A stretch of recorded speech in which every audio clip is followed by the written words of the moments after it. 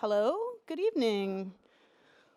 Thanks for coming out on a beautiful Sunday evening to watch documentaries with us.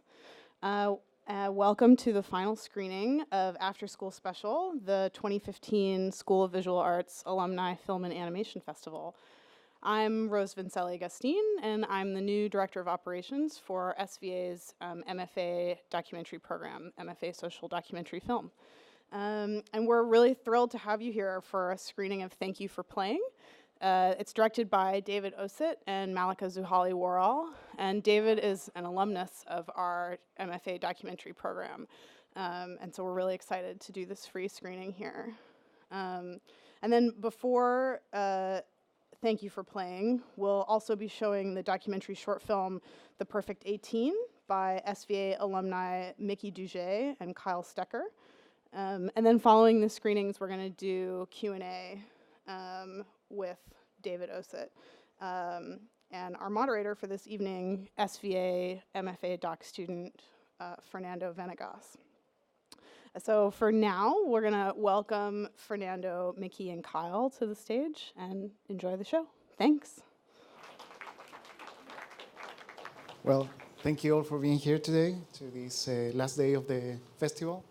I'm Fernando Venegas, and here with me is Mickey Duzyj. Cool, that was hard. And Kyle Stecker from The Perfect 18. Mickey is the director, and Kyle was the assistant illustrator of the project. So, Mickey, well, first of all, congratulations for the movie. I think it's a really effective and noble movie about a small story, but that talks a lot about the human condition. How did you arrive to this character and this story? Well, just to give everybody an idea what the film is about, usually Q&As happen after, but we're introducing. The film is a short about a guy who shot a perfect game in a putt-putt golf tournament, so 18 hole-in-ones in a row. Spoiler alert. This was a story that I saw a blog post about. It happened in 2011, so I saw a blog post about it at the time, and all the articles that were written about it at the time, there were only a few covering the putt-putt beat or whatever. They were all really dismissive, saying, look at this older guy, he's 56 years old, IT manager. I guess he never really grew up. Or look at this guy, he and his buddies, bunch of losers or whatever. But I just thought, first of all, the achievement of having a perfect game in anything is amazing, and no matter the scale of the competition, for anyone that has the best day of their life, I think that's an interesting story. Cool. So you both were part of the illustration program here in SVA. Can you tell us a little bit, Kyle, how did you meet and you start collaborating? So I met Mickey in my senior year of college because it was his first year teaching at SVA.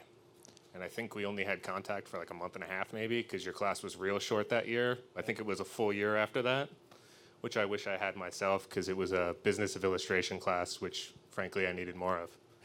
I would have been lost without him after college. Cool. And now tell me, because both of you are mainly illustrators, that is like your main occupation, why did you choose the animation format and the documentary for this story and not, for example, I don't know, a comic book, that's something that you have explored also? Yeah, this was a story that I wanted to make into something. When I first heard it, I mean, we all, as artists, I think, collect stories that we find interesting in unexpected ways. And I always wanted to reach out to Rick to see actually how he did it.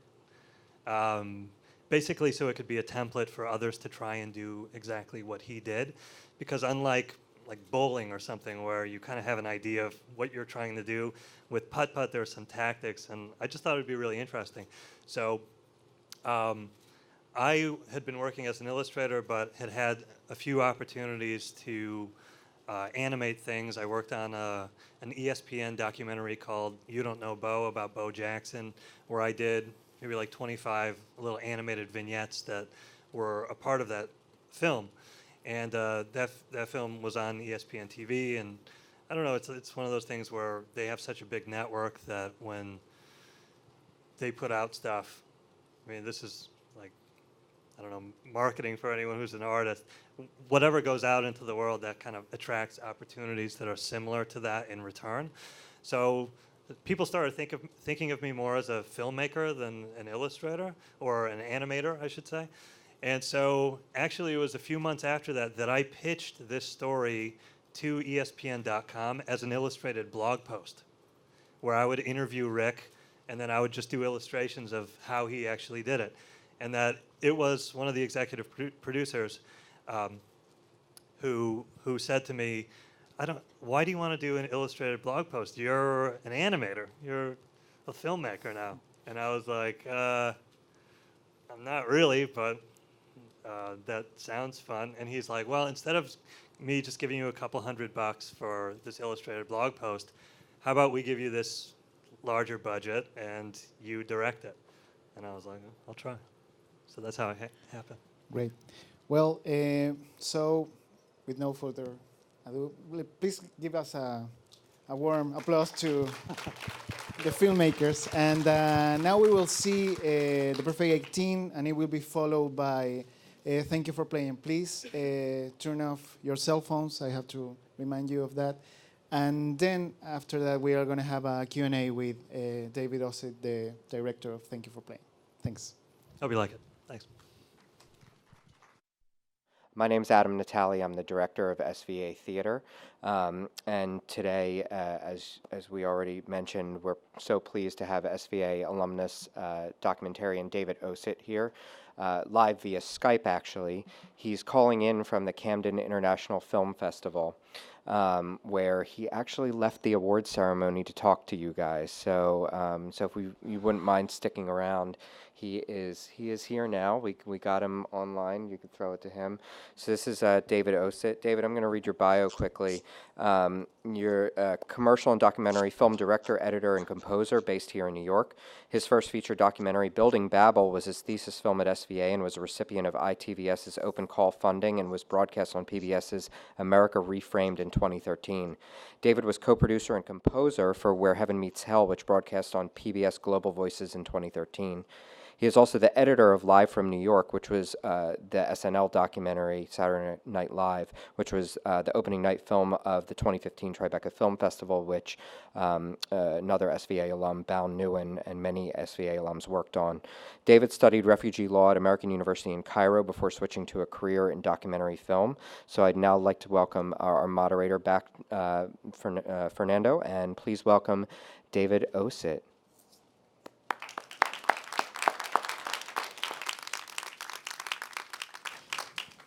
Hi, David. How are you? Good. How are you? Thank you for being with us, especially now that you are leaving this festival. So thank you for taking this time. So how was the reception of the movie in the Camden International Festival? It's been wonderful. We just actually had our screening 2 hours ago. To a nice crowded house here, and it's been wonderful. People have been really responsive and very enthusiastic up here. Well, first of all, of course, congratulations. It's deeply powerful movie. Thank you. It's very emotional, and well, everybody here seems really touched by this story. So the first question, of course, is how did you arrive to this story of the Green family?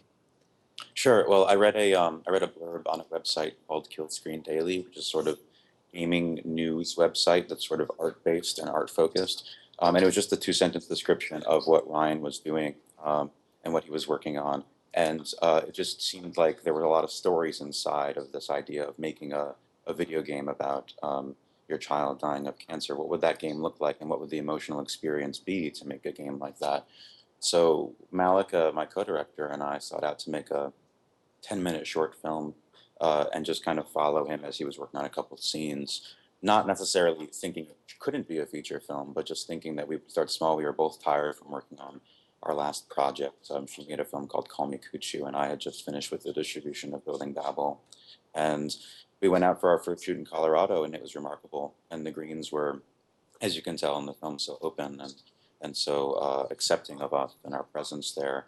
And when we went to film at the game conference in Seattle, which you saw about halfway through the film, is really when we got the sense of how special the story was, because we finally could see how people were connecting with the game that he was making. And that was really profound. And we didn't expect it necessarily to be that intensive reaction. And we also don't think Ryan and the team expected that reaction quite as much. So that's when we kind of realized that there was something special on our hands and that we should try to make it a feature film. You said it already about the openness of the family, but how was that process? Because the access and how intimate some of the scenes are is really impressive. So how was that access that you have? And it was a gradual thing, or you were little by little in a process of earning their trust? Yeah. Honestly, it wasn't that gradual. I think because the thing you have to remember is that they were already doing the same thing. And it's interesting to think about it because we couch it in this idea of they're making a video game. But this was, Thank You for Playing, I think, is a documentary about the making of a documentary. It's just they were making an interactive documentary. And so they had already had a year of practice of exposing themselves and bearing their darkest pain open for the world. And what we were essentially doing was just, as Ryan kind of says towards the end of the film, we were just another camera in a room that was already full of cameras by the time we got there. Ryan was working on documenting the story, and I think that he obviously just needed to know that we were on the same page as him. We had a Skype call for an hour and a half before we flew out there, and we just talked about our favorite films and talked about like Tarkovsky and Terrence Malick and stuff, and just things that we both had in common that we liked. And then we went out for those 4 days, and there was never a point when Ryan and the family asked us to stop filming. That line was up to us to draw. We had to decide whether there were things that we didn't want to show. And in that sense, we kind of took our lead from the team and from the game design. They avoided Joel's suffering being put into the video game, and we did the same in terms of the film. We tried to, at least. We wanted people to walk through the same experience that Ryan wanted to cultivate, only we also had this added sort of dimension of what is Ryan going through, and what is Ryan and Amy, what are they experiencing while they're doing this? What is this grief outlet that they're able to make for themselves, and how is it affecting other people? It's pretty clear that Ryan, of course, is the main character in terms of how the story or how is he feeling. We basically are following, especially his process emotionally. At what point did you decide that he will be your focus point in the documentary? We always knew Ryan would be the focus point because he was the original creator of the game. Ryan is a video game developer, and so this video game was originally his concept, and this was the way that he, as a father, was approaching his feelings of grief, dealing with having a dying child. So we knew from before we started filming that Ryan would be the central character, and obviously we were thrilled to find that Amy and Ryan worked so closely together and have such an amazing working relationship, in addition to being such loving parents, and that was only an added benefit for us to be able to show that Amy had such a big role to play in the game. And obviously the other developers are all fantastic. They're scattered throughout the country, and so it made it difficult to kind of film them all together. Whenever we did, we were really happy because we could show them all working together, but often there was a lot of scatter shot in terms of where everybody was working together at the same time. Mm-hmm. Well, of course, this is a movie that talks about death. And as Ryan says in the movie, we come from societies that most of the time we try to avoid this type of topic. But reviewing or seeing the type of movie that you're making, it seems that death is an important topic that you explore in some of your movies, directly or indirectly. How that is that really present in your work? Am I correct about this? I think that this film is probably more so the focus of death and mortality. I'm not sure that's necessarily present in the other films that I've worked on, but it was definitely a very important theme to Thank You for Playing, of course. Yeah. Mm-hmm. And tell me a bit about how do you work with the crew and how did you accomplish this such intimate portrait? Sure. So Thank You for Playing was the largest crew I ever worked on because it was 2 people. And that was really difficult at first, but I mean, it wasn't terribly complicated, just because there were so many times when we would be in the room filming with Ryan and Amy and Joel in this kind of sensitive point, and it didn't feel right to have. It never felt right to me to have a crew. I think for me personally, making a verite documentary when you're just filming people and in their natural state doing what they're doing, I feel uncomfortable adding more moving parts to that situation. And so for this film, oftentimes my co-directing partner maybe would be in the same room, or perhaps off in the other room, and just kind of listening in as we filmed, and maybe coming over or texting me and telling me certain things that I should try to pick up on the camera.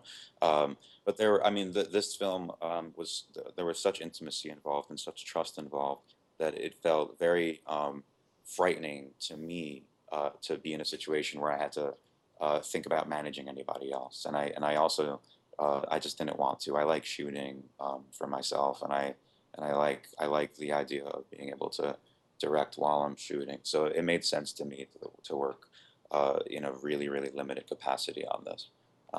And I think that's true for a lot of the films that I have made and would like to make, probably. Okay, as a last question, and then we will open the mic for the audience.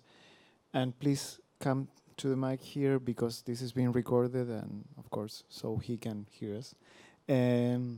Where are you working right now? I know that you have, according to your website, you're having a movie that you're developing. So sometime now, like is a long year begin, and of course you're in the middle of promoting this movie and taking it to festivals. But what is your next project?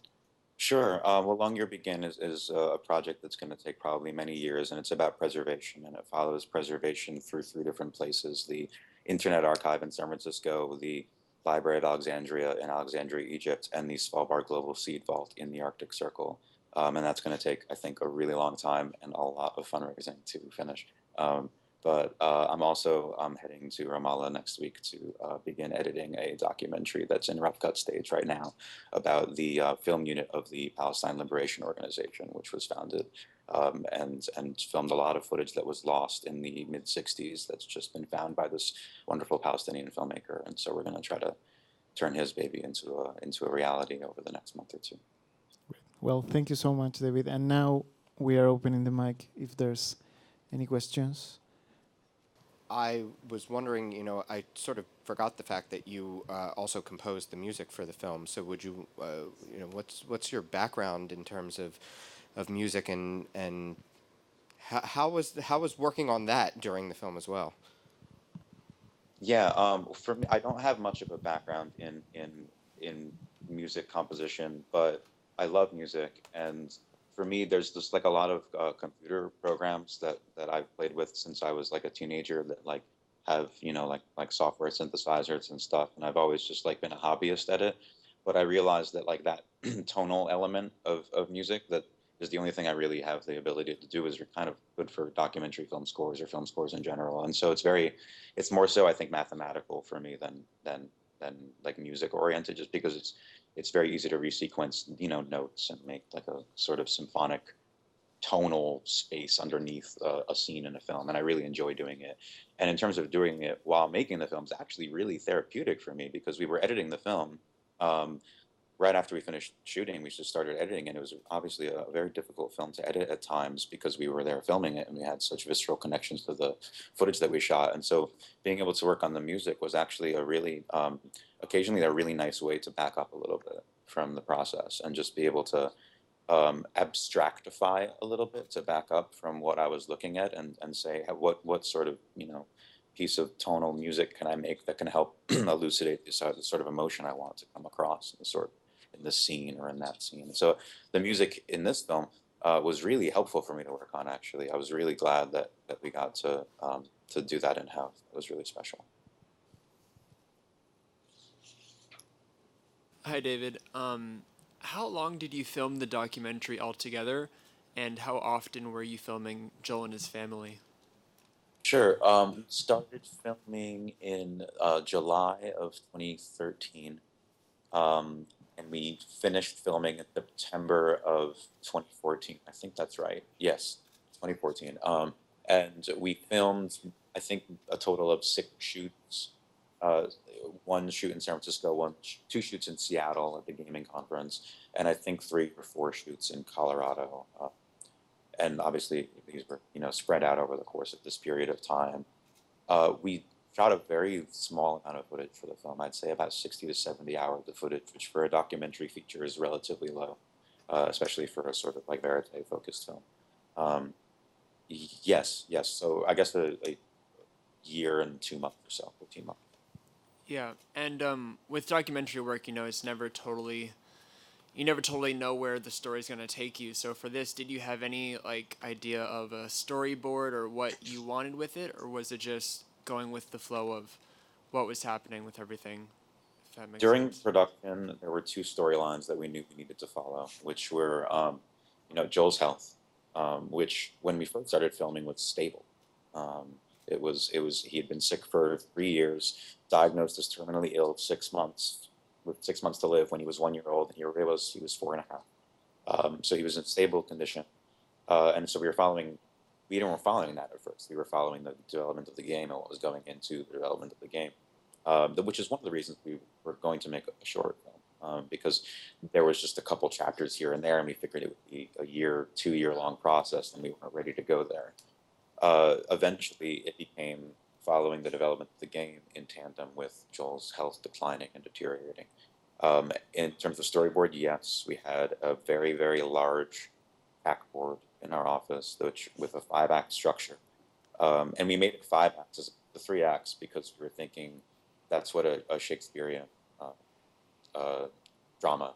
It's 5-act structure, and we wanted to have this idea of a 3rd act being the pinnacle of the mountain, and then the 4th act being the reckoning of coming down the mountain, and the 5th act being this epilogue, because we realized that people can deal with much more information once Joel passes away in the film. It's very emotional, and we used to have a very long sort of 5th act of a lot of information and going back to the game conference, but people were spent. People weren't ready to go anywhere else after Joel passed away, and so we wanted to be able to give this structure of sort of a gentle curve in and out of the film to let people digest what was happening and not make it about the death at the end of the film, but make it about the fact that life is going to go on with Zoe being born. Ryan says a lot that making the game was a way for him to press pause, and the fact that his baby girl is born 6 weeks after Joel passes away is kind of the fact that you can't press pause, meaning that life continues, and that was something that was very important for us to show, and I think it was very important for Ryan to see too. That's great. Thank you, David. Thank you. Well, thank you so much for having this time with us, and congratulations again for your movie. And that would be it. Great. Thank you. Thanks so much.